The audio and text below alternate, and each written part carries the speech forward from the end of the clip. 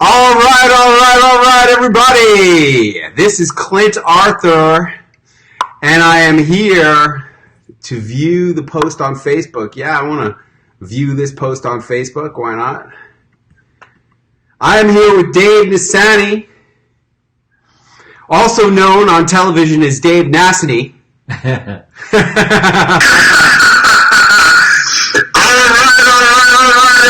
All right, we know it's going good, so there we go. And is this good? Good. All right. So we are here, as you can see, at CNN Center, the world headquarters of the CNN broadcast empire in Atlanta, Georgia, where Celebrity Launchpad is going to be beginning later this evening. And what I wanted to do for you all today, everyone who's watching, is I wanted to give you a preview of what is possible. If you really have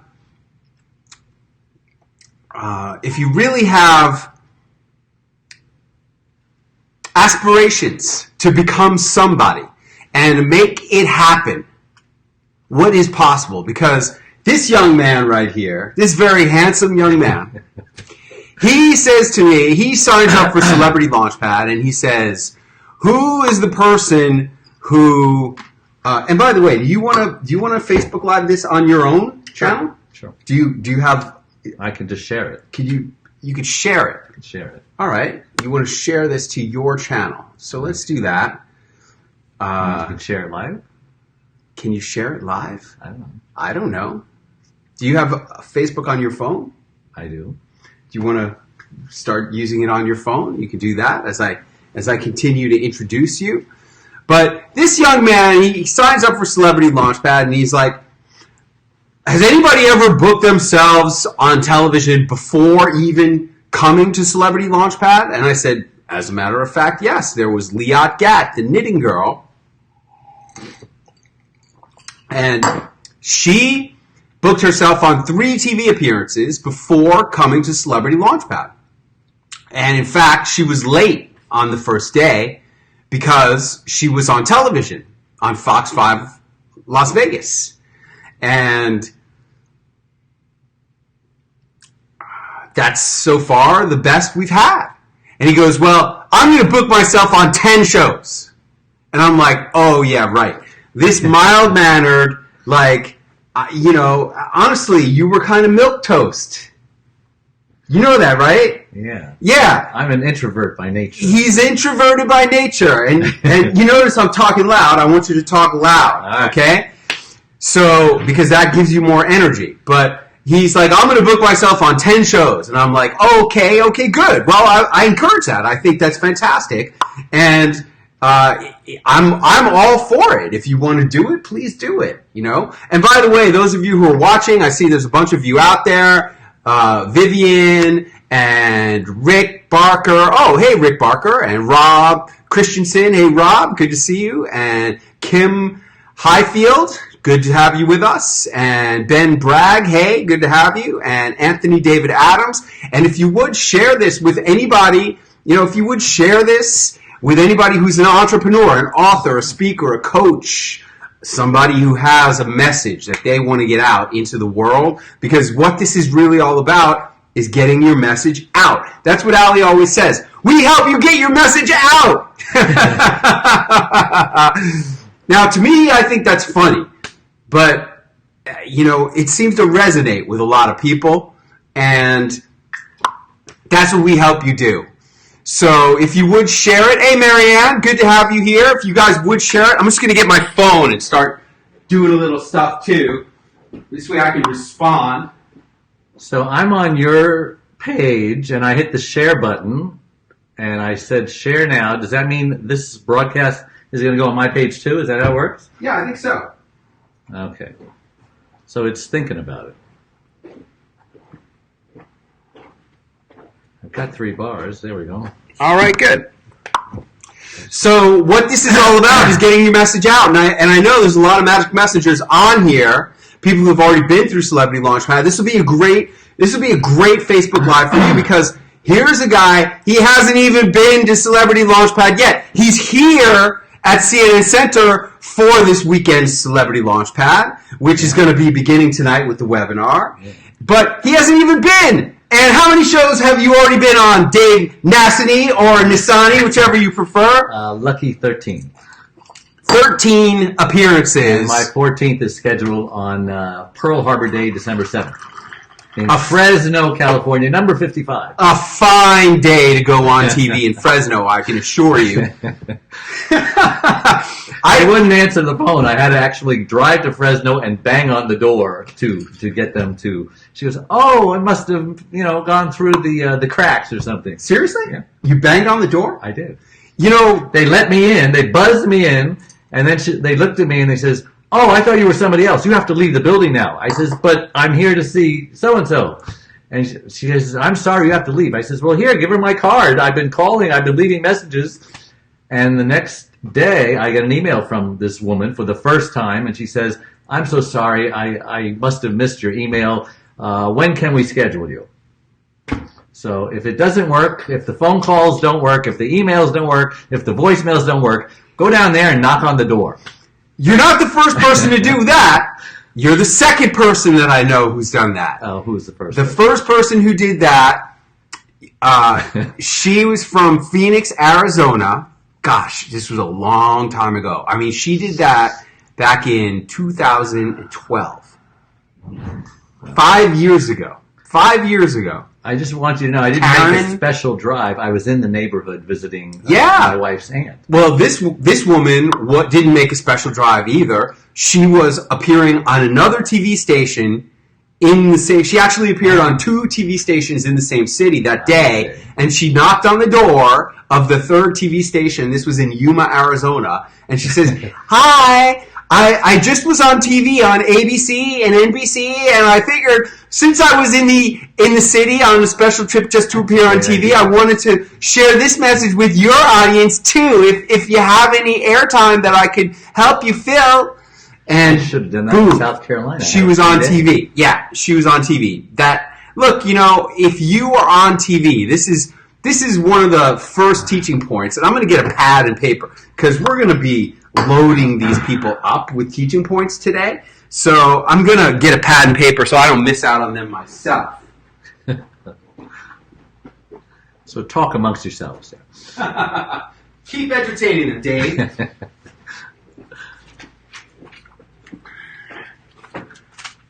This is the first time I've seen Clint either not in a bathrobe or not in a tie. So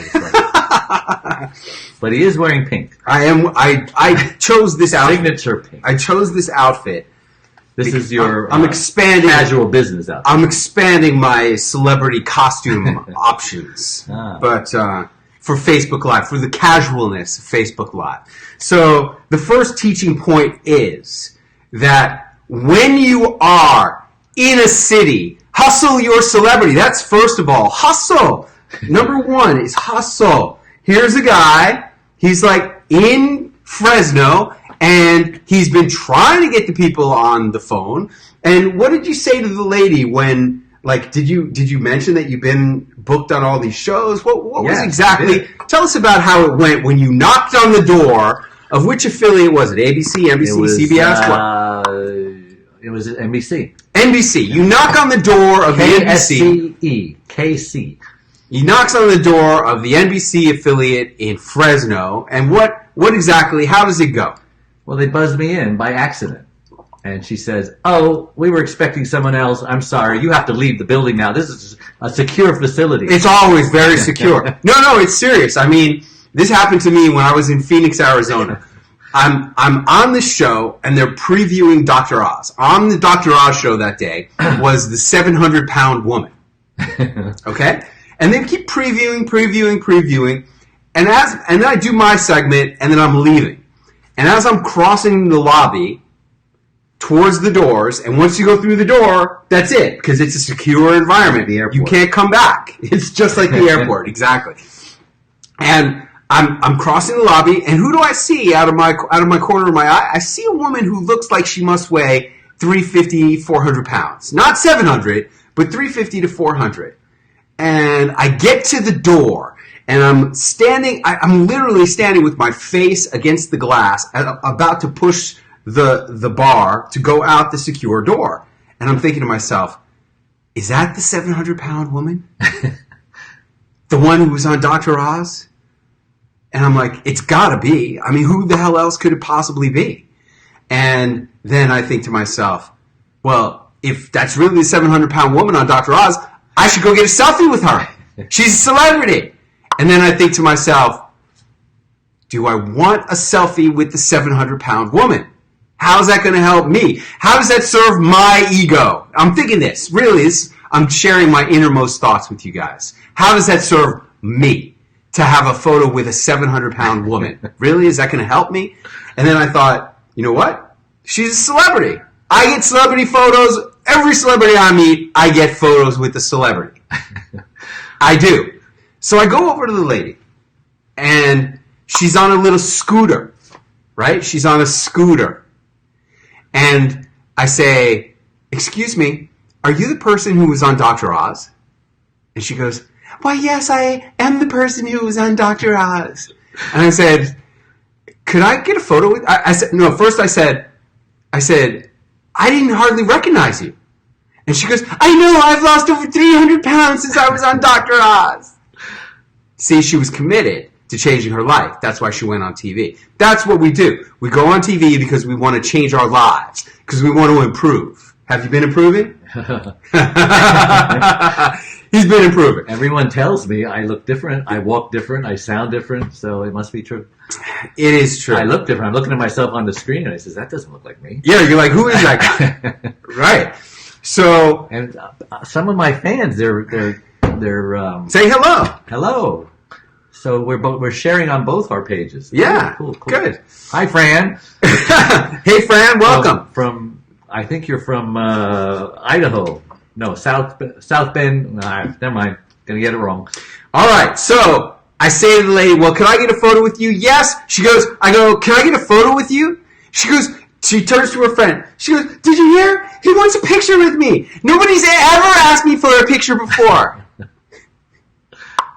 So I got my picture with the 700-pound lady, and I'll try to show that to you. I'd like to see that. Yeah, it's pretty cool. You know, I use it in a lot of my presentations because there's a lot of lessons in that story, a lot of nice lessons. But anyway, I'm going to be on Dr. Oz one day. You are? Yes. Are you proclaiming that? Absolutely. That's teaching point number 2. You know, is pick a goal and proclaim your goal. 30% of caregivers die before their loved ones do. Why wouldn't he want me on?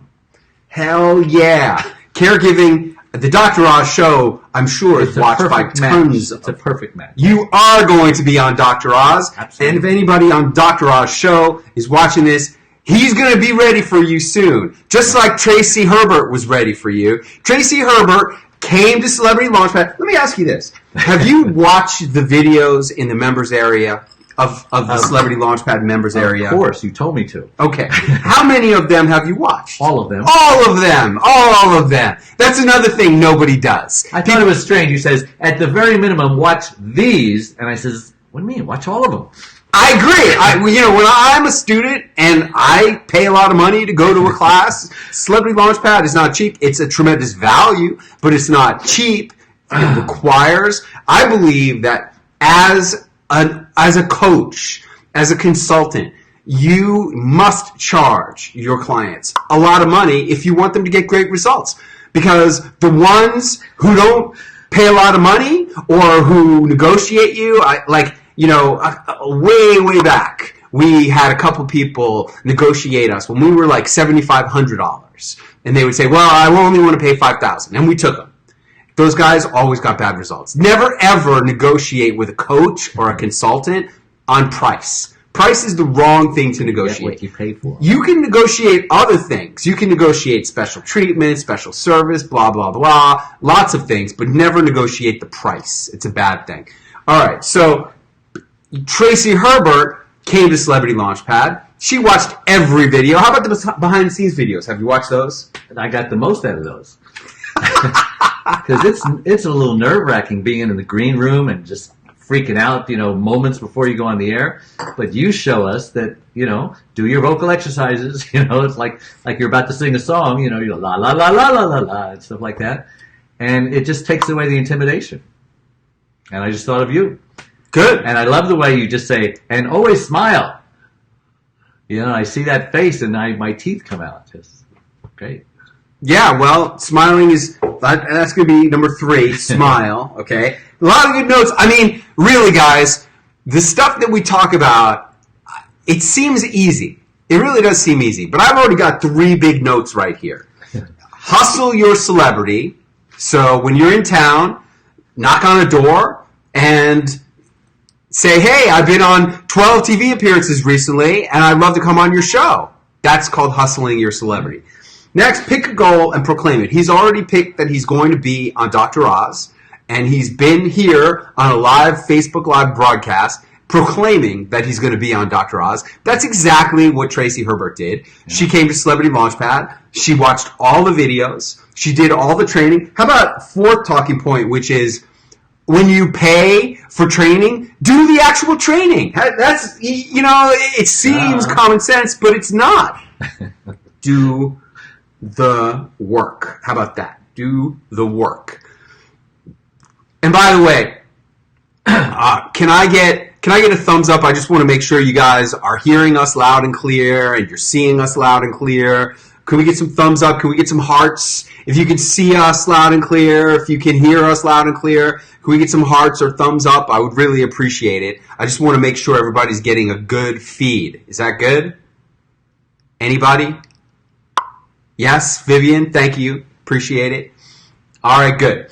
So, see us loud and clear. If you can hear us loud and clear, can we get some hearts or thumbs up? I would really appreciate it. That's okay. I just want to make sure everybody's getting a good feed. Is that good? Anybody? All right. Yes, Vivian, thank you. Appreciate it. Turn this volume down. Very good. We're doing a double. Thank you, guys. Appreciate it. So, yeah, all right. So, do the work. How about when and you think this would be like common sense, but for some reason, actually doing the work is not common sense. People, they just want to show up. They don't want to do anything. They want the guru to do it all for them. And I do a lot. I do a lot for my clients. I get it. And that's why I said, hey, at the very minimum, you need to watch these videos. Because you go over and above the Call of Duty. You think so? Yeah. You get, 110%. Thank you. You do stuff you don't have to do. I definitely do. I definitely do. The sun is coming in behind us. We're okay. We're okay. It'll be gone soon. But I like to respond when people are really taking initiative. I mean, this guy goes out and starts booking himself. He's booked 14 appearances. I told you I was going to do 10. I said, how many do I have to do to go to Chicago during the Caregiver Conference? You said, well, at least 10. I said, okay, I'll do it. When is the Caregiver Conference? It already passed. Okay. My wife wouldn't let me go because I've been away too long. He's been away too long. Why? Because I'm on television. Because he's been on TV all this time. All right, good. As her reward, we're going to Hawaii for a month in January for my birthday. So that's fantastic. That's a great reward. It is. All right. For me, too. Well, look, I went above and beyond for this man because this man went above and beyond. He shattered all records. He booked himself on 14 shows before even having any training in person from me, just off my But the videos. Good enough. Talk about the videos. What you gave us was good enough. Tell them about the videos. What's in the videos? You gave us videos of actually pitching the producers, so that was very helpful. Then you gave us videos of behind the scenes of what it takes after you're booked and what to do to prepare. Just go over it again and again and again so that you're not saying and and having brain farts. Just know your stuff. Practice and practice and practice until you can say it in your sleep blindfolded. And so the videos were very, very helpful. You shared your Rolodex and what else? Those two things were enough to give me the information. I am an introvert, but I'm a good copycat. So I'm just copying you. I'm pretending I'm you. Seems to be working. Okay, and then look. In all fairness, there was a missing piece of this whole thing, which he has not talked about, and that is the live coaching webinars. And I do a live coaching webinar every single week. I've done one since October of 2012. I have not missed 1 week. I've been live on a live coaching webinar every week since 2012. And I've been on them all except when I was on, a meeting at my television station. The only reason he wasn't on the webinars was because he was either traveling or doing something like a book signing related to his book tour, which he just did in conjunction with his media tour. Yeah, that's good. That's good. Look, doing these webinars for me is fantastic. It's really helped me to grow as a coach. It's really helped me to grow as a speaker, as a performer. It's been a tremendous thing. And the discipline of showing up week after week after week, that's also been really good. But nonetheless, it's really magic for the clients, for the students, if you can just take initiative like Mr. Dave Nassaney has. Because he showed up on a webinar, and what did you say the first time I talked to you on the webinar, Dave? I said, I can't seem to get through here. And he says, well, did you do the pitch that I told you? And he says, well, I tweaked it a little, to make it more like my personality. And you slapped me around. He says, no, do as I say. Put it all back the way it was. And so I did. And all of a sudden, I started getting calls. Every 10 producers I would call, I would seem to get a booking. And you told me, because 30, right? I had to call 30 to get one. And so that prepared me. Okay, I'm going to be prepared for a lot of no's. But I was 3 times better. Okay, so Vivian Gaspar is asking for booking secrets. What do you think the biggest secret is of booking yourself on TV? What's the most important thing if you want to book yourself on TV? Believe in your message. Believe that they would be an idiot if they didn't book you.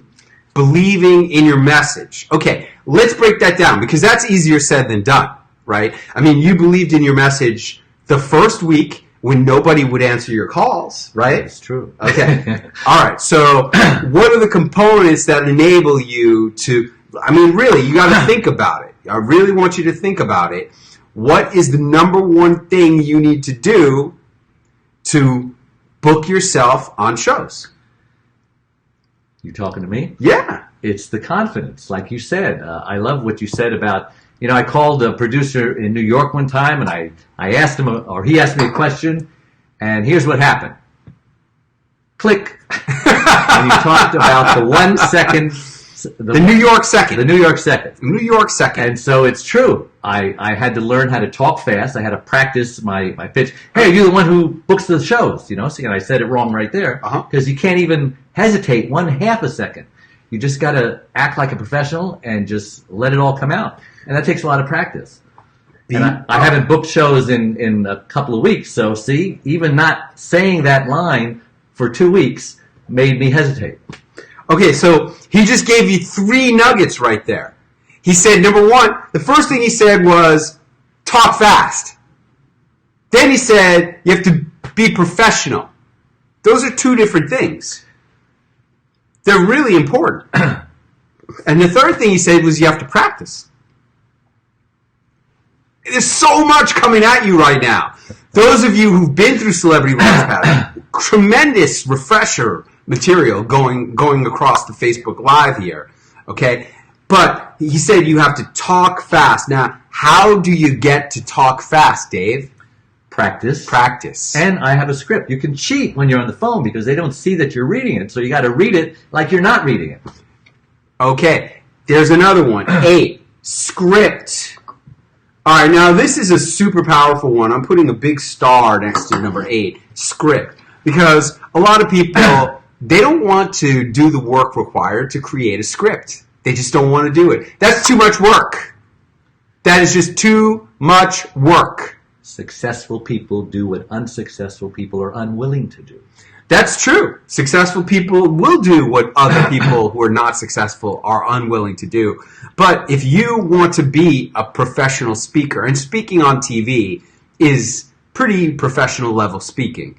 Not everybody gets to go on TV. Not everyone on TV is professional. Not everyone is advanced in their speaking. But if you really want to be serious about it, like if you want to think about coming to Celebrity Launchpad, you need to be a professional in your approach. And one of the key steps of being a professional speaker is scripting, preparing what you want to say and thinking about it, editing what you want to say, practicing, rehearsing, formatting it, arranging it, putting it in the logical order that you want. All of that goes into preparing a script.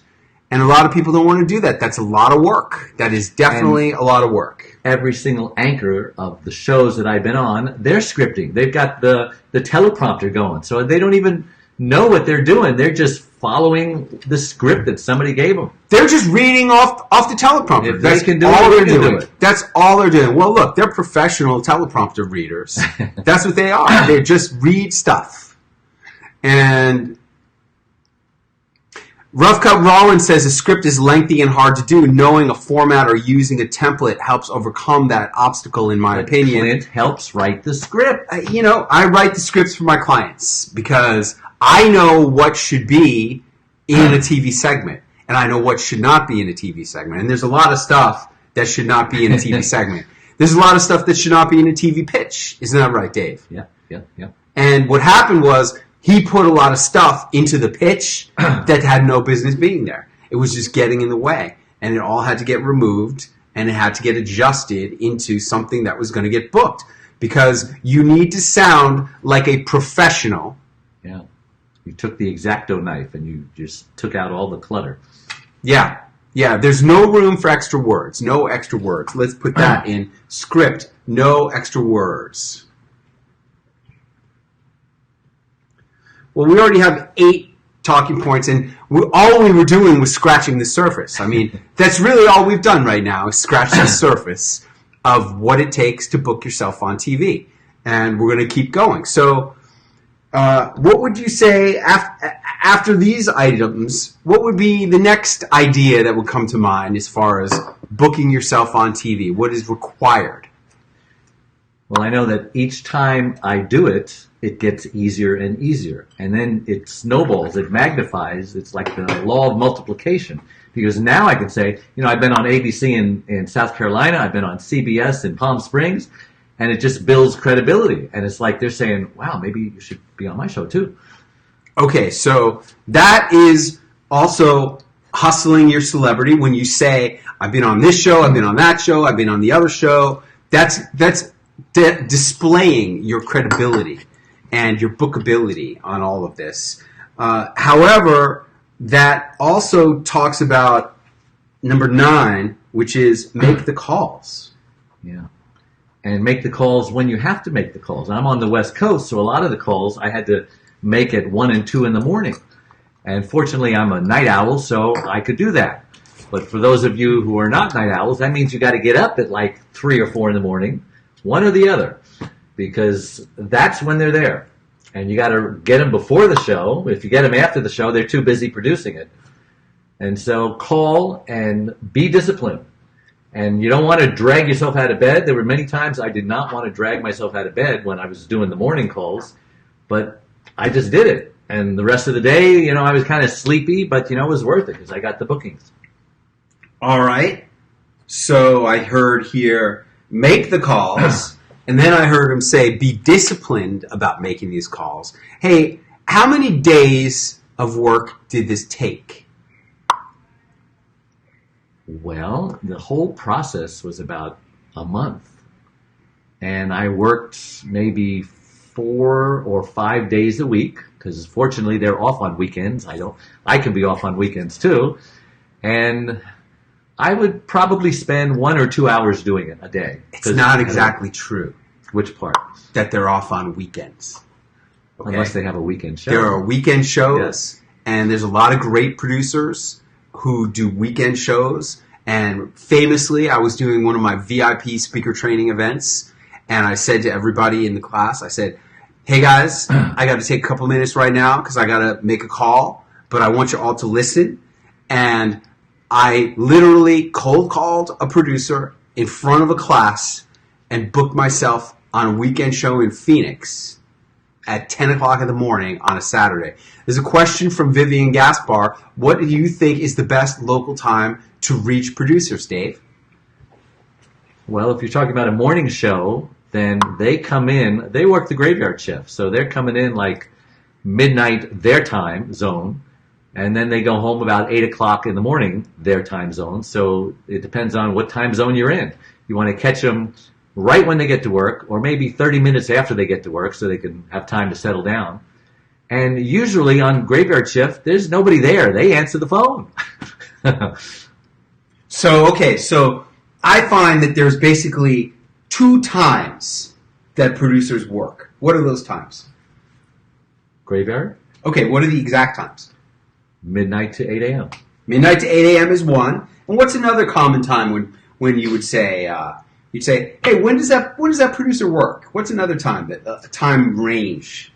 It would be your normal 9 to 5, but a little earlier, maybe 7 a.m. or 8 a.m. to 8 or 9 hours later. What about like 4 a.m. to noon? You find any of those? 4 a.m. to noon. If I do, I don't remember. Okay. It's all fuzzy. I found some that were like 4 a.m. to 2, that kind of stuff. It depends on if it's a morning show or a mid-morning show or a noon show. It just depends. Yeah. All right. So in 1 month of making calls, 3 or 4 hours a day, 5 days a week, you booked 14 appearances on different shows all over the country. I actually booked 12, but 2 of the shows let me do 2 segments. They didn't let you do. They asked you to do. And you accepted their invitation. They liked the morning segment. Would I come back for the afternoon segment? The other one said, we want to do 2 segments right here. The first segment, we want to just get to know you. And then the second segment, we want to talk about your book and talk about, stuff like that. Yep. So that was a 10-minute segment. 2 5-minute segments. Let's see what we can do here. Cut the glare. How's that? A little higher on that one. Almost? There you go. See? A little higher. Here, see this. See, watch. Right there. All right. Well, we'll be there in a minute. Oh, I know what we'll do. I look like I have a halo. Yeah, for a little while longer, he's got a halo, but we'll take it out right now. How did you gather up contact info to call? How did I gather up contact? Well, Clint was gracious enough to share his Rolodex with us. I mean, the guy is amazing. Who would do that? Part of what you get in Celebrity Launchpad is you get my entire personal Rolodex. Every station in the top 100 markets, it's all there. And if you're interested, those of you who are looking, who aren't aware of what we're doing, you may want to check out GuaranteedCelebrity.com. So I printed out like 30 pages of names, phone numbers, addresses. Yeah, make my Rolodex your Rolodex. So that's basically what I suggest you do. You really have to. I mean, I give it to you as an Excel spreadsheet to do with as you want, as long as you don't sell it. Now, Rough Cut says he's got a book coming out next week. That's good. I mean, Dave enrolled in Celebrity Launchpad at the end of July. The book hadn't even come out yet. It was coming out. And that's what I did it at Harvard. I just made a picture and put it on a book. And I says, here's my book. So, but my point is like, you don't want, it doesn't matter when your book comes out. It really doesn't matter. However, I personally am releasing my book on January 1st. I have a new book coming out called Speaking Game, and it's how to get more of everything by being a better speaker. And I am going to be releasing that book on January 1st so that it's a new book. It's a 2018 book. So, Rough Cut, if it's possible for you to adjust that release date, I think you'd be better off releasing that book January 1st. To make it a fresher book for all of 2018. That's just my opinion, but I think it's a pretty good opinion. That's what I'm going to do. So I'm going to be releasing my book on January 1st. It'll be available for pre-sale. It's not even available for pre-sale yet. But stay tuned for more of these Facebook Lives and you'll hear more about that book. But in the meantime, let's go back to talking about TV and about Dave's success. So let's see here. Know when to call. Good.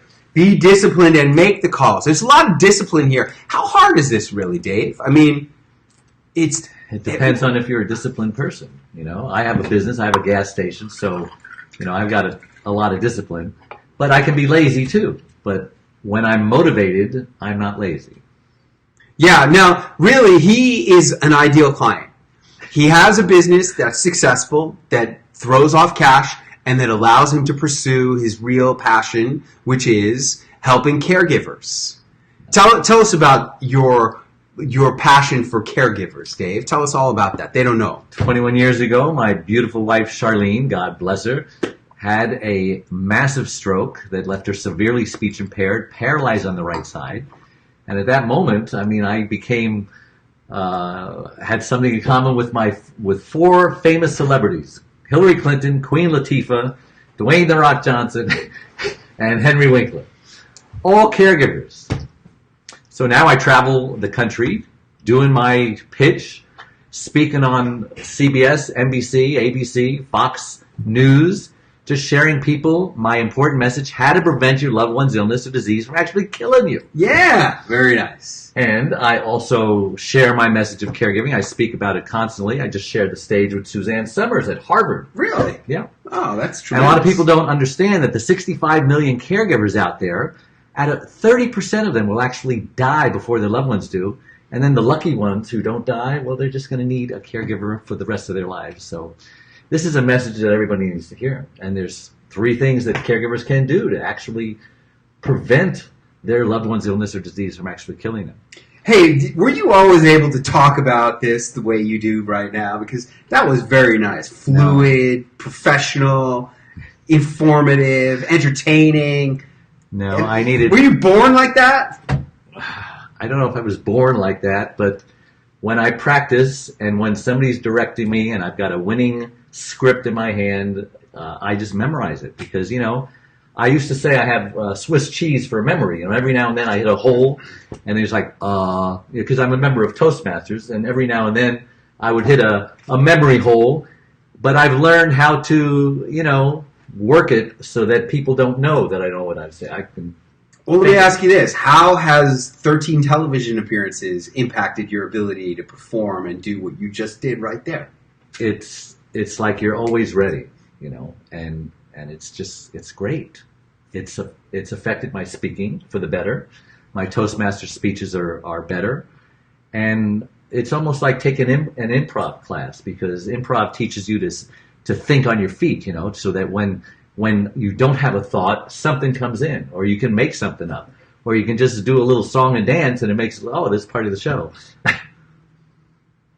Yeah, I think it's done a lot for him. And for those of you who are part of our Celebrity Launchpad community, you could go into the members area and check out early editions where he was on webinars, fumbling through what he just did like nothing. Because if you want to be a better speaker, a better performer, a better leader, a better promoter, a better doer of whatever you do, if you want to be better at it, go on TV, and then you'll be performing like this guy. He's doing great. And after this weekend, after Celebrity Launchpad, where I'm going to be doing a lot of on-camera coaching of you, see what happens is during this weekend, he's going to be pitching to my friends who are TV producers in cities all across America, including Los Angeles, Chicago, Washington, D.C., Phoenix, Arizona. Right there, I just named off all those cities. You are going. Yeah. And you're going to be on TV in a lot of them. Because I live in L.A. I should be there. I'm 100% with you, man. And I got family in New York. I got to be there. You got to be on Dr. Oz is where you got to be. That's really where you got to be. And that's going to happen because just like Kellyanne Petrucci was on, she was on in Chicago. Then she came back to Celebrity Launchpad her second time. And then she got on in Los Angeles. And then from L.A., she went right to Dr. Oz. Wow. So that's how it goes. L.A. TV is the big time. If you can get on in L.A., that's the big time. That's real showbiz, folks. That's where all the biggest showbiz people go, on these shows. And, you know, I've been on in L.A. I sent you a clip. Remember that? Yes. That was good. You know, you should count that. That was a TV appearance. Yes, that was your 14th television appearance. You've done 14. You booked 14 yourself. you've done 14 and you have a 15th one that's coming up. How did you get that one? That was a different kind of TV They called appearance. me. They called you. Because they know that I bought a certain kind of vehicle that had a recall on it. And because, we're doing a story on recalls and how the auto companies are trying to rip people off by not paying for the recall. And that's exactly what happened to me. I had a recall. I took it to the dealer, and they didn't want to fix it. So I told them my story. They came down to my house, and they did a whole segment on recalls. And so they made a phone call. Next thing I know, Hyundai is calling me up, telling me to come down and get my free recall. How did they find you? Like, why were they just calling you? Because I had just bought a car, and I used that Carfax thing. And Carfax, I guess, talks to them, or they talk to Carfax, and somehow they got my name, and they called me up. Hey, you never know how it's going to happen. Like, for example, if you go on my media page on clintarthur.tv, click on the button that says media. One of my appearances is on ABC Los Angeles. And what happened was I saw this woman doing a stand-up. She was a reporter on the street. She was doing live from Sunset Boulevard. This is whatever my name is, coming to you talking about this for Action News. And I go up to her and I'm like, hey, what are you talking about? And she goes, I'm talking about this new thing, an ordinance by the city that is going to allow landlords not to have to do certain things. And I'm like, well, look, I happen to own this building that you're standing in front of right here. This is my building. And I was wearing my Harvard Business School sweatshirt, right? Not that I graduated from Harvard, but I've spoken there many times. To the Business School Students Club. I spoke there once. To the Entrepreneurship Students Club of Harvard Business School. I've spoken there 3 times. And I'm wearing this sweatshirt. And I said to the lady, I go on TV all the time. I've done 80-something television appearances. And if you want, I'd be happy to hook you up with some good sound bites. And so I did an interview with her. And after it was over, she's like, oh, man. What you said was just gold. I'm like, I told you I was good. So look, that's exactly what he says he did. He says that he happened to be interviewed for a story about something else. And if you can talk about zombies, I could talk about recalls. Sure. Yeah, why not? I mean, you own a gas station, for God's sake. True. Look, man, you as a gas station owner, anytime there's anything going on about like oil prices or gas shortages. Always wants to know about oil prices. You should be on TV talking about that shit all the time. I could do a segment on that. You definitely should. Okay. You should do a segment. I tell you, man, here's a whole nother thing. It's like, these are like 5 secrets gas station owners don't want you to know. How about that? Are there 5 of those? Sure. What are the 5? Well, I'm ready. You don't have to spend the extra money on premium gasoline like the auto dealers tell you. Don't buy premium? Right. Don't buy premium. If your car does not ping on regular, then it's okay. Okay. What's the second secret gas station owners don't want you to know? That don't drive miles and miles trying to save 2 cents a gallon because you're burning it up in gas. Okay. What's the third secret? The third secret, oil companies do not tell us how much to price. It's up to the individual dealer. I ask that all the time. Hey, do you have to price, whatever you want, or do they tell you what to price? So you set your own prices. Yeah, and that's why the gas station down the block could be 30 cents different than the one down their block. Okay, what else? So shop around, but don't waste money. Okay, what else? What else could help car owners that gas station owners don't want them to know? Well, by checking the pressure in your tires, you can actually save gas mileage. Okay, so how's a good way to say that? Get better gas mileage by making sure that you have enough air in your tires. I don't know. Okay, I have to work on that one. Check tire pressure. All right, to save money. What else? Synthetic oil costs like 3 or 4 times more than regular oil. Does it really pay to put synthetic oil in your tank? It used to be you can go 25,000 miles on it. Now they're changing it just the same time. So in my opinion, I'm an auto mechanic and I don't use synthetic oil. Don't pay extra to get synthetic oil. Okay, what else? One That's more. 5. Give me one more, because I didn't like that one about setting your own prices. Okay, let me think about this one. I'd say that when people complain about the price of gas, I remind them that California, where I'm from, just raised the gas tax. We're paying 42 cents excise tax, and the feds are charging like half of that, 19 cents. And then there's sales tax in California. So you got almost $1 a gallon going to the government. So I don't know if that's helpful. Well, one more thing that's going to help, like this is a money-saving secret that gas station owners don't want you to know. A money-saving secret that gas stations don't want you to know. I'll have to get back to you on that one. All right. Well, stay tuned, because we're going to hopefully come up with the 5th secret that gas station owners don't want you to know. Okay. But let's go back to getting on TV. He said, hustle, pick a goal and proclaim it, smile, do the work, talk fast, be professional, practice, script it out, no extra words, make the calls, be disciplined, know when to call, memorize your script. What else is involved in succeeding in getting on TV? What other elements? You mean there's more, huh? There's a lot. What other things helped you to book yourself on 14 shows and do 15 appearances with 14 bookings? Well, like I said, after a while, you become pretty confident that you can do it. In fact, I had to stop myself because I could have booked another 20. But my wife is disabled, and she wants me home some of the time. And so she said, that's enough. Okay, so I would fill up a whole week, and then I'd make sure I was home for a week. Then I'd book up another week, then I'd make sure I was home a week. Good. So basically, you just have to pick the areas that you want.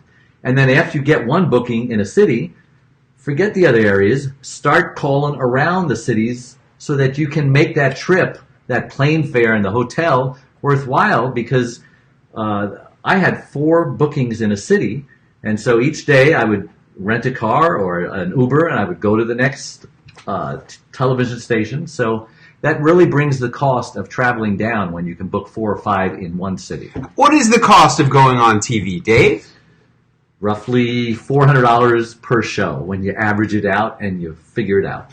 Yeah, that's what I said. Altogether, if would you I do this pay smart, $400 to be on television? Heck yeah. you don't pay the TV shows. No, you no. pay to Just travel for and go to a hotel. You got to eat anyway, but the travel and hotel is going to be about $400 per appearance. Especially if you can put it into a tour and you can hit. And this way, you're not flying home every single time. The more you do, the cheaper it gets. Yeah, fantastic. Yeah, that's exactly what I say, and that's really good to know. Let's see. All right, good. Pick targets. What he said was pick targets and focus on the area. That's really smart. Now, here's something that a lot of people get hung up on. They're like, oh, well, how am I going to get from here to there? And how am I going to get from this part of the country to the next part of the country? Book it first, worry about it later. Hell yeah. Just say yes. Now, let's talk about that. When they would say, oh, we're interested, would they ever just book you right there on the spot over the phone? Some do. And how do you know when to, how does that go? They're like, tell me how the conversation would be. I'll be you, all right? And that's what I've got. Do you think this would resonate with your audience, Miss Producer? Yeah, I really do. He says, when are you available? And so now I'm panicking. That's a good question. So I had my calendar ready. You had your calendar ready. I had my calendar ready because the first time I didn't. Right. And I says, can I call you back? And I did, and you yelled at me for that. He says, never hang up the phone without a booking date. It's hard to get them on the phone. Why would you let them go without getting a confirmed appearance? Yeah. So fortunately, I was able to get them back on the phone because they gave me their private number. That's lucky. So. That's lucky. So, all right, so tell me how it goes when they say, all right, yes, we want you on the show. So I've got my calendar in front of me. I've already decided in advance which weeks I'm going to book and which weeks I'm not going to book. And so I'll say, okay, well, this week I'm good. I'm going to be in Atlanta, and I'm free on this date and this date, the date before and the date after my already booking. And I'll give them a choice. Which one do you want me on? And so they'll look and say either, yeah, that date's good, or no, that week's not good. Then I say, okay, well then 2 weeks after that, I'll be, so-and-so. And so we just nail it down eventually. Great. So you're offering them dates. Yes. And they're usually flexible if you're talking about, 3 or 4 weeks in advance. If you're trying to get a booking like the next day or the next week, it's a little more difficult. Many of them are already booked. Book 3 to 4 weeks in advance. Is that the sweet spot? Yes, because you want to get the best airline price at least 3 weeks in advance anyway. Yeah, you book it in advance to get cheap airfares. Yeah. That's why I'd like to book it 30 days out for, at least. Yeah. Now, what about airlines? Which airline do you fly? I love American because I like to get the extra leg room in their emergency seats. And only American seems to have 3 seats missing on those emergency doors. Some don't. And, if I'm going to spend 5 hours on a flight and then another 3 hours, on the connection, I want to be comfortable. Okay, now, personally, I find anytime I fly any airline besides Southwest, I regret it because my plans change a lot.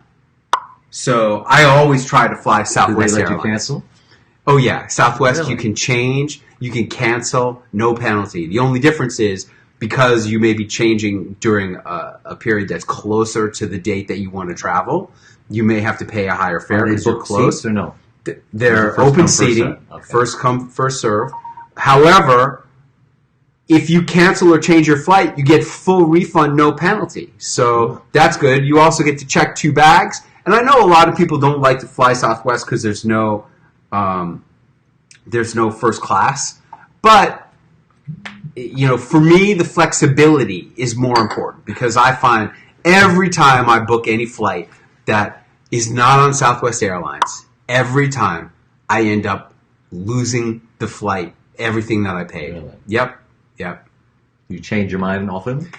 It's Something not that I comes up? change my mind. It's that something comes up and I have to be someplace else. Every time. Well, that actually happened here in Atlanta because I had just booked my flight for Atlanta to be here today. But all of a sudden I get a call from Savannah, Georgia. They says, we can have you on the 14th, which is yesterday. And I said, okay, hesitantly. I was just going to make it happen. So they charged me $200 to change the flight. And then I booked it 2 days earlier. And then I rented a car and I drove 3.5 hours from Savannah to Atlanta. But I did get to eat at Paula Deen's restaurant, which was worth it. I had fried green tomatoes for the first time, and now I'm a fan. That's what's called celebrity name dropping right here, and I encourage that. It makes it much more interesting. Well, tell us about Paula Deen's restaurant. What was it like? Well, famous Paula Deen. First of all my family is extremely jealous. One of my daughters has it on her bucket list to go there, and I was there. And it was within walking distance of my hotel, so I walked over there, and I looked at the menu, and I had fried chicken, I had fried okra, I had fried fish tacos, and I had fried something else. I don't even remember what it was, but it was good. Fried bean tomatoes. Yes, thank you. So it was all fried, and I don't know how much weight I'm going to gain when I get back, but it was worth it, and I'm going to do it again. Hey, there's a reason why these celebrity chefs are on TV the way they are. Oh, and I gave the waiter my book, and I signed it, Paula, so sorry I missed you, blah, blah, blah. I says, would you make sure Paula gets this? And she says, absolutely. We have a whole box of stuff for her. Oh, fantastic. You never know. You never know. You never know. Does she still have a show? Paula, she's been... yeah, she had some trouble. She had some trouble. But she'll come back. They all come back. I mean... Well, the restaurant was very busy. Yeah. Very, very busy. She's making a lot of money in that restaurant. Yeah, well, that's what happens. These people are great chefs. And even though they may not have their show on for a while, they always come back. She's a celebrity. She'll always be a celebrity. Yeah, exactly. All right, good. Book 3 to 4 weeks in advance. All right, good. And now let's talk about what has happened for you since this whole process started happening for you. And look, it's been very recent. Dave started booking himself on these shows in September, right? Yeah. Like end of August, beginning of September, I would say. September was the booking. Was I still in Hawaii when you started booking yourself? Yeah, I think so. You went right after Harvard. So September was the booking month, and October was the appearance month, and so it went so fast. It was like a whirlwind. Now, why were you appearing on TV in October? Why that month? Because that's when the bookings were. It was 30 days in advance. Okay, good enough. And into November too. Into November. Yeah. What was November? November, I only had one, which is Savannah, Georgia. You know, you should have had more. I should have had more, but I reached my limit, and I purposely stopped. Yeah. Because you said I only needed 10 to break the record of Veronica Gray. Oh. And I got 11. Oh. And then I stopped, but the calls kept coming in because I had a lot of seed out there. Then I got number 12, number 13, and number 14. So. Okay, so what he's talking about there is, see, Veronica Gray was my first student. And Veronica Gray enrolled in Celebrity Launchpad. No, she just enrolled. She just bought my box set on October 14th. On October 19th, she sent me her first segment proposal, which was ripping off one of mine. My segment was, can you actually lose weight by adding butter to your popcorn? Hers was, can you actually lose weight by eating Halloween candy? And on October 21st, she booked her first appearance with that segment. Then she booked 2 more. She did her first appearance on October 29th, 30th, 31st. And she did, all totaled, 10 appearances. She booked 10 appearances in her first month of booking herself on TV. She never even came to the training until years later. Oh. After she had already been on the Today Show. After she had already done 47 television appearances, she came to Celebrity Launchpad. Okay? But she was the one who, just booked herself on 10 shows in the first month of doing these bookings. This is what he's referring to. Okay, so now you've booked yourself on all these shows. Tell us about the experience of going on all these shows. Was it scary? It was at first, but I just remembered the videos that I had watched, the beforehand, behind the scenes, he called it. And I think the first show, I had my wife on with me because it was local. She doesn't like to come on these others because the schedule was too grueling, one city to the next. And it was over like a minute later, even though it was a 4-minute segment. All of a sudden he said, well, thank you. And I said to myself, but I didn't finish. I still got more stuff to say. And, I didn't say that out loud. But it made me realize that he's asking me questions, and I'm like an idiot. I'm answering his questions, which has nothing to do with my segment. And so the next one, I realized whatever they're going to ask me, I'm just going to answer it with what I want to say. And so that went much better. So he'll ask one question, I'll answer another question. Yeah, I'll try to make it transcend that, but I've got to say what I got to say, regardless. So I'm in control of the segment, like Clint said. Don't let them control your segment. If you go on my website and you watch that first Palm Springs segment, everyone thought it was great. Oh, this is great. What's the matter with it? I only got to say half of what I needed to say. That's what was the matter with it. Well, that's one of the things that I talk about in my speaker training. Again, I have a new book coming out soon called Speaking Game. And one of the things I say, thank you, Dean, appreciate you very much. One of the things I say is, don't stop. Nobody knows you made a mistake. Here, all these people are saying, oh, Dave, you did such a great job on NBC Palm Springs. And he's thinking to himself, no, I didn't. And I'm looking at the segment and I'm thinking, no, he didn't, because I know what's supposed to be in the segment. Only he and I know what's supposed to be there. So that's why. That never happened again. That was just a one-time thing, and that's how you learn.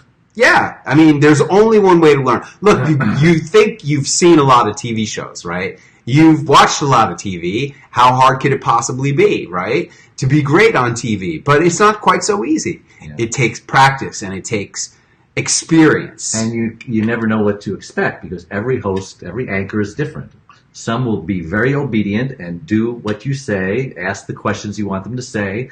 Some will ask questions that are just off the wall, and you got to bring it back somehow. Some will ask you the questions, but in the wrong order, and that kind of messes you up. So you got to really plan for the worst. Prepare for the best, plan for the worst. It helps if you really know what you're talking about. Yeah, because you can switch around, and the order doesn't matter, and that takes practice. practice, rehearsal, memorization. You really have to go beyond memorization. We have a question here from Ted. Once you book a station, what is the attraction to the other local stations to book you during the same trip? Is it that you've been pre-approved by the first booking? What do you think? And I asked you that question. I says, why would another station want me on their show since their competitor just had me? They would be repeating the same segment. And you remember what you told me? What did I tell you? You said, no, it just adds credibility. If they did it, they want to do it too. It's like me too. Here's the way I really believe that this works. When you are on a TV show in a city, you're the most famous person in the city that day. It bumps my book sales. Every time I'm on a show, book sales go up. So my editor, not my editor, my publisher says, Dave, whatever you're doing, keep doing it. It's working. Really? Yeah. Cool. When you are on a show in a city, you're the most famous person in that city that day. So why wouldn't another show want to have the most famous person in the city on their show? Yeah. That's really all it is. I say, if you're not getting booked on a show, there's only two reasons you're not getting booked. The first reason you're not getting booked is because you're not Whoopi Goldberg. In other words, you're not famous. But if you're fixing that problem by being the most famous person in the city that day, boom, you just fixed that city. Yeah, and it helps if it's like November and it's Family Caregiver Month too. We have a reason. Timely hook. Breast Awareness Month. Timely hook. That's what they call that. So let me see. We're up to 16. Oh, good. I got another one. 16 timely segments. Hey, look, Dean, I know you're making fun that you have to know what you're talking about. You don't have to know what you're talking about. I've done plenty of segments where I really didn't know anything about what I was talking about. Like the first time I was on ABC Chicago doing my very first cooking demonstration. I didn't practice. I didn't rehearse. I'm not a chef. I just wanted to promote my butter, so I did popcorn and I made some shit up. And there I was, and I had to do a cooking demo for the first time, not what I would advise, on ABC 7. So you don't have to know what you're talking about, but if you do know what you're talking about, it makes the whole thing a lot better. So there you go. And what do you know about zombies? I mean, you do the zombie thing. Yeah, what do I know about zombies? Really, what do I know about the presidents? I just make all this stuff up. And hopefully you rehearse it before you go and do it live on a TV show. All right. So you would go on TV, and the first time you did it, you say it just got away from you. The second time and after that, you tried to stick closer to the script. Yeah. What did you learn about yourself in this process, Dave? I'm doing stuff that I never thought I was capable of doing. I'm having confidence that I never thought I would have. Like I said, I'm an introvert. I was insecure for most of my teen years. I didn't have the courage to ask the girls out and stuff like that.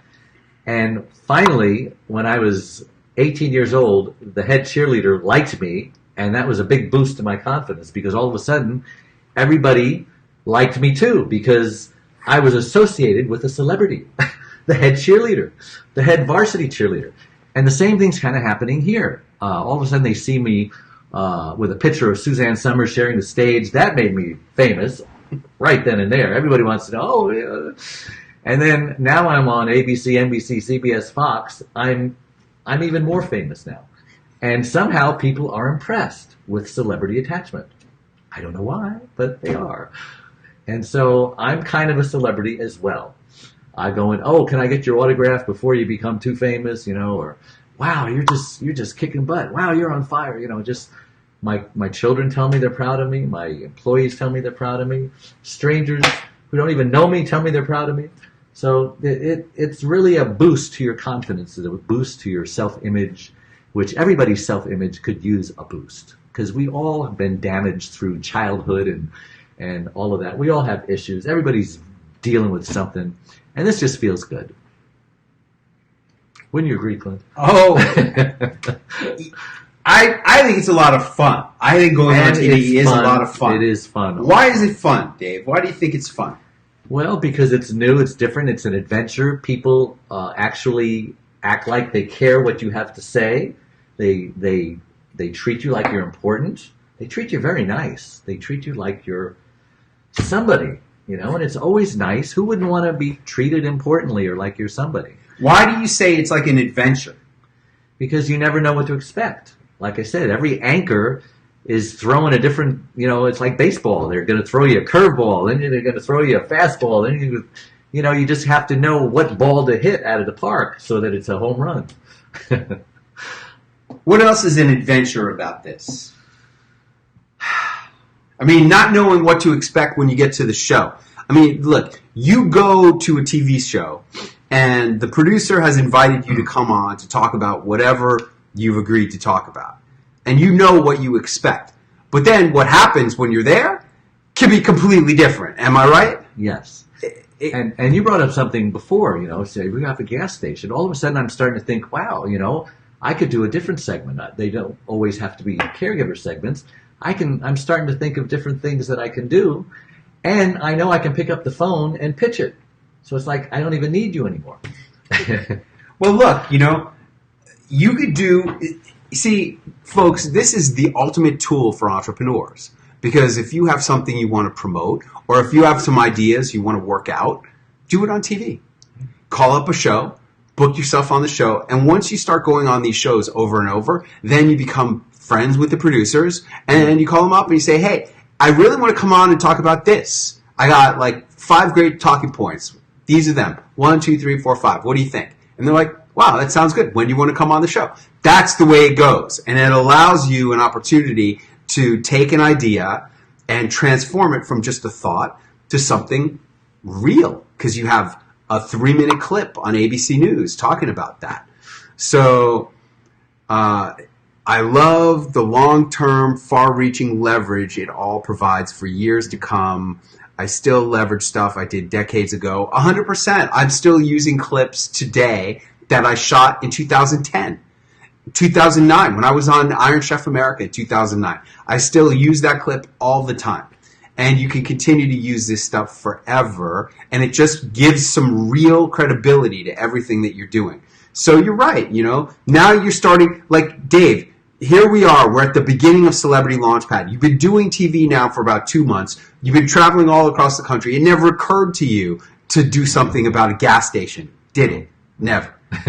Even though you were on talking about your Hyundai that you bought as a salvage title, I guess that was like a project. I sent it to you as a joke, saying, "Hey, Clint, I was on LA NBC." You were. What did you think? You were on LA NBC. You were on NBC LA. That was freaking awesome, man.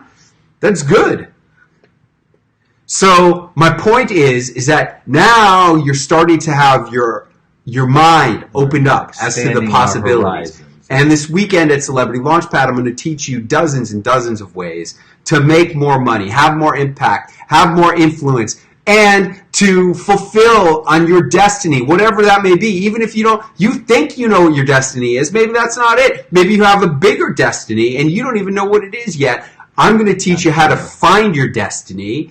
I believe that the way to find your destiny is on TV. And I'm going to teach you how to do that so that you can really fulfill on your raison d'etre, your reason for being on this planet, and fulfill all of your greatest possibilities as an entrepreneur, an author, a speaker, a coach, a consultant, a person, a man, a woman, a father, a brother, a sister, a husband, whatever you may be in your own specific circumstances. TV will help you to do it. And I will show you the formula right now. I'm going to show you the formula. You don't even know anything about this yet, Dave. I'm going to show it to you. E equals MC2. E equals MC squared, right? That's the formula. E equals MC squared. All right. But I say E equals MT squared. See this one right here? That's the secret for getting on television. Energy equals more television and more television. E equals MT squared. Now, those of you who've ever taken calculus, you know that if E equals MT squared and E equals MC squared, then MT squared equals MC squared. It just makes sense. So here, MT squared is television. Here, this is everything in the universe. Mass, like matter, right? Energy equals matter. That's the equation. So what I say is, If you want more matter, do more television. If you want to matter more, do more television. However you want to talk about it, television is the answer to anything that you could want, including discovering your true purpose on this earth and making more money, having more impact, having more influence, more satisfaction, and becoming all that you can be. I want to go back to talking about the personal things that you have benefited from. You said that personally you have more confidence, that your kids, employees, and strangers have been appreciating you more. How does it feel when your kids, what have your kids been saying to you? And how does that feel? The very words, Dad, I'm so proud of you. And, I have elderly children. I mean, my youngest is 40, and the next one is 50, and the next one's like 55. So, I've got 7 grandchildren. And I can't remember the last time I've heard those words from them. Have you ever before? Maybe not. As children, they don't say, I'm proud of you, Daddy. They just say, I love you. But no, I don't think, if they have, please forgive me, but I don't remember. But I remember this one, and I'll probably always remember it. How does that feel? It feels wonderful. And my wife, she can't talk, but she can communicate non-verbally, and she said it as well. Really? Yeah. So it's great. That's a beautiful thing. Then you also said it gives your self-image a boost. Yeah. How has that manifested itself in your life? What's been the impact of boosting your self-image? When you have a good self-image, a healthy self-image, you're not trying to go and prove yourself to anybody. I don't have to have a big head. I can be humble. I want to be humble. I always want to be humble. I always want to not have a big head, because I think really famous people are cool people. They're not bragging about how great they are. Let other people. I mean, it says in Proverbs in the Bible, it says, "Don't tell anyone how great you are. Let others say how great you are." And so it just makes you humble, because I know that I don't deserve any of this, and it's not me. It's God. It's you. It's the formula. Many people would say, Yeah, it's the formula. It's the formula. I give all credit to God, because that's where all things come from. It's the formula. Interesting. I asked the guy, look, this is real, right? This is unrehearsed. Did I script any of this? No. We're going way too long for this to be scripted. It's just way off the cuff. I said, hey, tell us about how your self-image boost has impacted you. And he says it's made me more humble. That's what he said. That's tremendous. Tremendous. Right. And then he said it was... Because you don't have to prove anything to anybody. You know who you are. You know what you're capable of.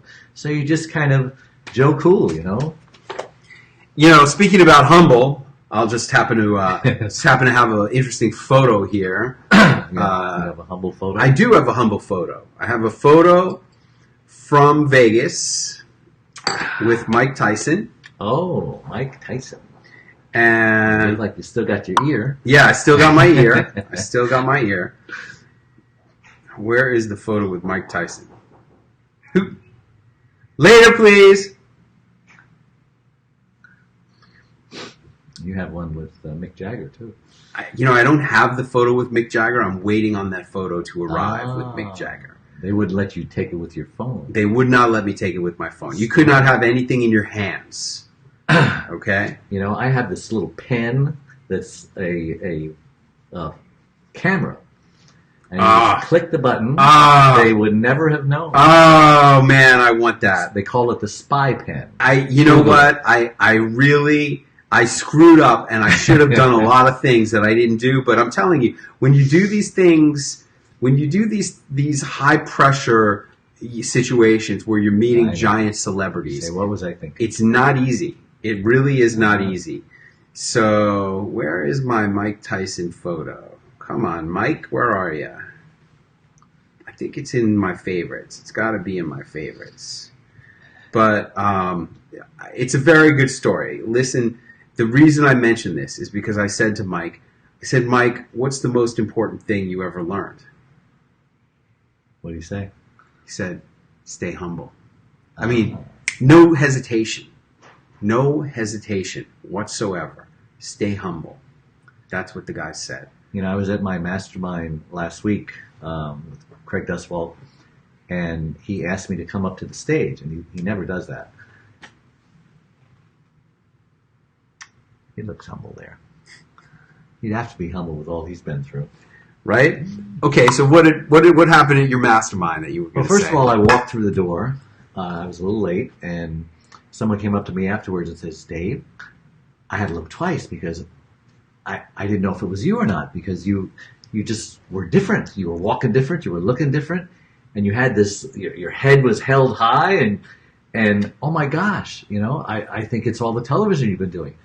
So Craig asked me to go up there, and I was up there for like 15 minutes, and we were just talking about what I've been going through, my international media tour that he called it, promoting my book.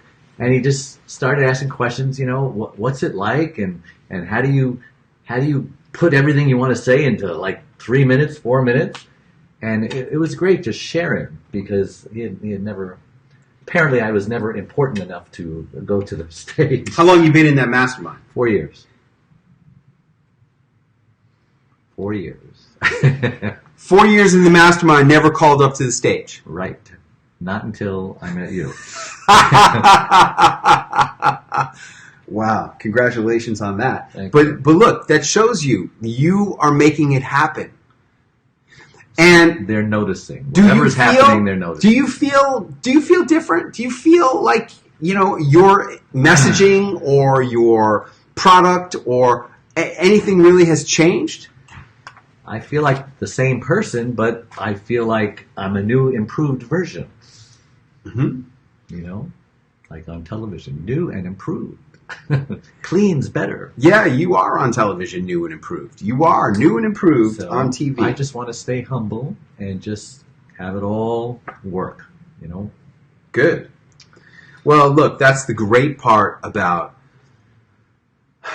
doing what we're doing at the age that we're doing it, is that we have spring chickens. We have a level of experience.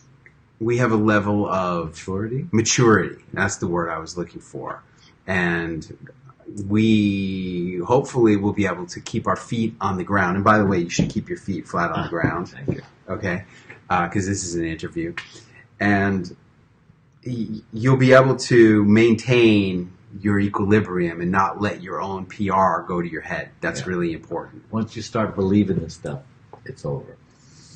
Well, it's not over, but you can really seriously look, I have seen people turn into prima donnas just like that. I have seen people let this stuff go to their head just like that. And, canceling bookings. Like, I don't want to do that one. You never cancel a booking. It's like I make it easy for you to book yourself on TV, but this is not easy. Nobody on this webinar knows how to do this, except for people who've come to Celebrity Launchpad, and only a couple of them have ever booked themselves off cold calls, because I make it just like shooting fish in a barrel. You'll see. You come to Celebrity Launchpad, you're going to go home with 8-10 bookings, like just from these couple days. Easy. At least 8-10 bookings, Dave. But that's because I make it so easy. And unfortunately, these people haven't done the work. They haven't made the cold calls. They haven't gotten up early. They haven't been disciplined, like you say. They haven't committed to it. They haven't proclaimed a goal like being on Dr. Oz and gone after it and made it happen, except for Tracy Herbert, who came here and said, I'm going to be on Dr. Oz. You watch. I'm going to be on Dr. Oz. You watch. And she was. Year and a half later, she was on Dr. Oz. But she had the ultimate commitment. She came to Celebrity Launchpad, then she stepped up to Titanium. I went with her to appearances on shows. Then she came and spoke at Harvard. Then she went to VIP Extreme Speaker Training in Hawaii. I mean, she did a lot. And it all adds up, because the stuff I do, the stuff that I offer my clients, the stuff I have my clients do, it really changes you. I find that in life, certain experiences change you. Has this media tour changed you, Dave? Absolutely. The media tour is the key of Celebrity Launchpad. You want to find out who you are, what you're all about, what your purpose is, go on a media tour. You want to find out why you're doing this, what is this really all about, what am I really made of? Can I really do something? Can I accomplish something? Do you feel a sense of accomplishment, Dave? Wow, absolutely. You want, like, for me, the hardest part, look, for those of you who don't know my story, I graduated from the Wharton Business School with a 4.0 GPA in entrepreneurship, and then I found out that my father wasn't my real biological father, and he rocked my world, and I didn't know who I was anymore. So I moved out to Hollywood, started chasing the Hollywood dream. That put me behind the wheel of a taxi. I was the Wharton taxi driver for years and years and years and years and years. For 13 years, I pursued the Hollywood dream. And kids who graduated with me in high school and junior high school, I went to junior high school with John Cryer from 2.5 Men. You know, he starred right opposite Charlie Sheen in that show. I went to junior high school with Robert Downey Jr. Yeah, you know, Robert Downey Jr. Yeah. I went to junior high school with this woman, Erica Gimple, who starred as Coco in the CBS version of Fame in the series. I went to high school with a lot of players, movers and shakers. I went to high school with this girl who was in the Beastie Boys. I was friends with all those Beastie Boys, Kate. I went to high school with players. And think about that. Robert Downey Jr. and John Cryer were my contemporaries in junior high school, and I was driving a taxi after Wharton. And that really screwed up my self-image. That really screwed up my ability to make stuff happen. My belief in my ability to make stuff happen. But this restored it. This is what restored my own belief in myself. Because here I was getting on the phone and booking myself on shows. And going on shows all over the country. And then people are coming up to me and saying, wow, Clint, you're really making it happen. You're on fire. What did that do to your self-confidence? Yeah, well, now I make 7 figures a year as a speaker, just talking. I just get up in front of rooms and talk. And I make 7 figures a year. And I have a thriving information marketing business. I'm going to be writing a book with Dan Kennedy, one of my great mentors. My greatest mentor of all time. I'm going to be co-authoring a book with him. That's all a result of this. I have 24 best-selling books myself. I've spoken at Harvard 3 times. I've spoken at West Point. I've led, I have authors, speakers, coaches, entrepreneurs coming from around the world, paying me thousands and thousands of dollars to work with me. And if you're interested in working with me, I suggest you go to clintarthur.tv and check out what's up, and then go to Celebrity Launchpad and apply if you want to go on TV and have these changes for yourself. Because the thing that is the best about television, to me, is that you can do this. I have a mathematical formula for how to make this happen. I have a process that has been proven on almost 700 authors, speakers, coaches, and entrepreneurs who have used my methodology and Celebrity Launchpad to book themselves on more than 3,400 television appearances that I'm aware of so far. If I can do it, anybody can do it. Well, it's true. Anybody can do it, including you. If you're watching this and you have a book, you want to make it happen. If you have a business you want to make happen. If you can't stand the thought of failing again as an entrepreneur and you want to make stuff happen, then come join us at Celebrity Launchpad.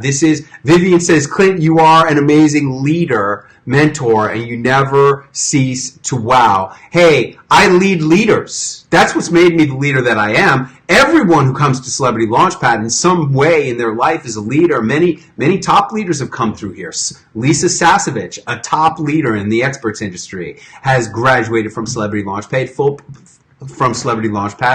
paid full price. Alex Mandozian, another leader in internet marketing, he paid full price plus $500. He said, look, I'm going to pay you more than what you're asking. I'm paying you $500 more than full ticket price because I think what you're asking is undervaluing what you deliver, and I want everybody to know that I paid $500 more than you asked. So Alex Mandozian, I'm delivering on that promise again. And Mike Koenigs has come to Celebrity Launchpad. He paid full price. I mean, many.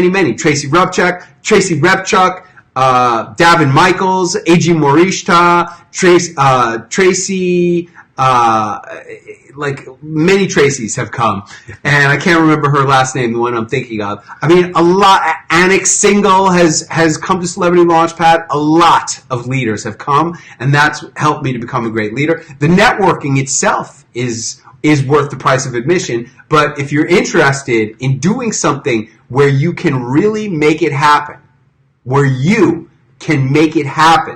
then come to Celebrity Launchpad, go to guaranteedcelebrity.com and fill out the application, and we'll get to you as soon as this Celebrity Launchpad is over. I'm going to be really busy for the next couple days, over-delivering on my commitment. We commit that every single person is going to book themselves on at least 3 TV appearances, or else I give you back your entire investment plus $1,000. I have never had to do that. We have 100% success. This will be our 34th Celebrity Launchpad. Everybody gets at least 4 bookings, and the average person is going to get 7.4 bookings. This weekend, historically, I know that's what it's going to be. So if that's appealing to you, if that's something you want, go to guaranteedcelebrity.com, and click on the button that says apply and fill out the application. It takes 1 minute to fill it out. And there you go. Okay, it's not cheap, but it's worth every penny, and it's certainly underpriced for what we deliver.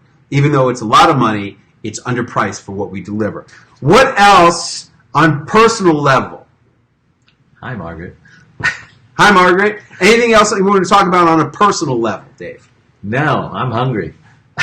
You're hungry. All right, well, we have like 2 minutes left. Does anybody have a question that they want to ask? Does anybody have a question you want to ask? Thank you for creating Celebrity Launchpad. I was booked 9 times. Vivian Gaspar. Yep, thank you. Hey, Vivian Gaspar is hosting her own TV show. Vivian Gaspar is the host of Stop My Crisis now on Princeton Television in Princeton, New Jersey. And she's created a whole new life for herself. Anybody else have a question? We have time for one final question. Anybody have a question that you want to ask? Type it in, and we'll be happy to check you out. And I appreciate all the hearts. I really, really do. I see all those hearts coming in. Dana, I appreciate you. And I hope you've been enjoying all of my gallivanting photos all around the world, especially the pictures of Allie in her hat in Moscow. We had a lot of fun. After we met Mick Jagger, it was so super cool. After we met Mick Jagger, I was taking it one step at a time. And I find a lot of times the best way to do stuff is to just take it one step at a time. So first, I found the opportunity to donate a ton of money for this meet and greet with the Rolling Stones. And I said, all right, I'm going to do that. And it was in Arnhem, Netherlands. I didn't even know where that was. I figured it was near. Oh, Vivian's on 40 stations in 10 states to going to 23 million people with her show. I'm impressed. I figured Arnhem must have been near to Amsterdam. I thought I was going to fly into Amsterdam, and I remembered in the old days it used to be cheap to fly in and out of Amsterdam. Not quite so anymore. So I looked at it, and I didn't want to fly in the day before. I wanted to have more of a celebrity lifestyle. So what I did was I booked us a ticket to go from New York to London. And we spent a few days in London, staying at a 5-star hotel. Compliments of Starwood preferred guests, paid for it all on points. That was great. We had a butler. It was lovely. We had a really nice time. Then we went to Amsterdam. We flew to Amsterdam. And we spent a couple days, and we spent a day there, and then the next day was the concert. And we go to the concert, and we're in a giant arena. I'll show you a picture of us in the freaking arena. It was so giant. We're in the front row. I mean, that was pretty cool. Aside from the meet and greet, okay? Aside from meeting the Rolling Stones, being in the front row of this concert, it was a big, this is the concert. I will show you. This was the concert. See how giant that arena is? There's Mick Jagger walking out on the catwalk all the way in the middle. Okay, and I'll show you where we are. Show you a good picture of where we are. Well, here's Allie. Here's where we are, right in the front row. It was, yeah. Here's me like looking over at the stage. We're like right on the rail. All right. So now we have to get to LA from the Netherlands. We had to be at a financial conference, some stupid lame ass financial conference. By like the concert was Sunday night, the conference was we had to be there on Wednesday afternoon. All the way from the Netherlands. You should have stayed. We should have blown off that stupid conference. We really should. But I paid a lot of money to speak there. So I look at tickets. One way direct, Amsterdam to LA, $2,500 per person. Wow. $2,500. And I'm like shopping tickets, and I notice if you go through Moscow, it's only $549 one way per person.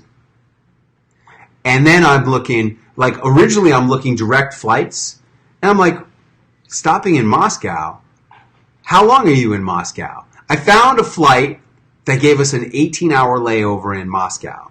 So we got to spend a whole night and part of a day in Moscow. We saw everything. We had a great dinner. Allie got the best hat of all time. We slept.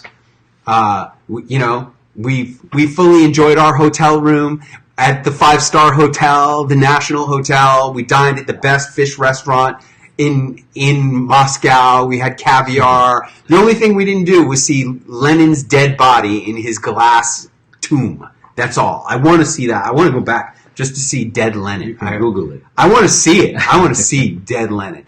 But anyway, that really is the same thing as how do you go on all these shows?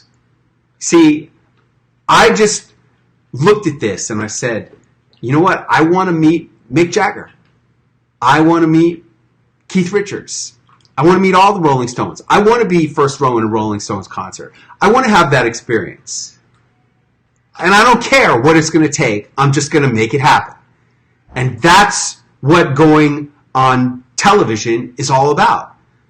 It's saying, I want to make this happen, and I don't care what it's going to take. I'm just going to make it happen. And here he is. He booked 14 shows and just made it happen. That's it. And that changes you on every possible level. Because now you become a person who's not concerned about logistics and details, and you become a person who's looking at the big picture. And the big picture is he's a different guy than he was. Everybody can see it. Everybody tells him. Everybody appreciates it. Everybody's proud of him. And he has done this all on his own. I've helped him as his coach, and it's been a real privilege to work with you and to participate and observe and to witness, to be a witness to what you've made happen. But you're the one who did it, Dave. And I'm very proud of you, as everyone is.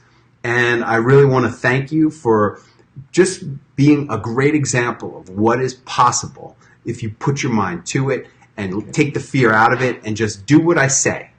That's one thing you haven't said in all of these notes that everybody knows has come through Celebrity Launchpad. If you just do what I tell you to do, this actually works. I still do it myself today. I book myself on shows all the time.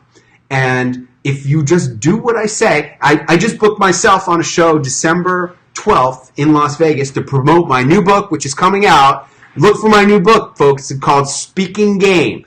And when you buy the paperback, you get the Kindle version and you get 75 minutes of video training as well. And if you buy multiple copies, there's going to be all kinds of special bonuses that you're going to want. I'm pushing. My dream. Hey, he just proclaimed he's going to be on Dr. Oz. Here's my dream. I'm going to be number 1 on the New York Times bestseller list in 2018. This has been the dream I've been pursuing for my whole life. This is the year I'm making it happen. I am, and I need your help. I really, really need your help. So please keep an eye out for the Speaking Game and get it and tell your friends, and you'll love it. It's really, really a great book that will change everything about you. But I want to end back on the note of gratitude. Dave Nassaney, thanks so much for taking an hour and a half with the people. Yeah, it's been an hour and a half. Was it fun? Time flies when you're having fun. Yeah. And thanks so much for being the tremendous example of what is possible. And congratulations on all your success. And by the way, I'm going to be on the New York Times bestselling list as well. Yeah! There you go. Yeah, It's going to wrap it up from CNN Central, everybody. I'm Clint Arthur. This is Dave Nassaney. It's been a lot of fun. And remember, I am looking forward to seeing you on television. Good night, everybody. Good night, everybody.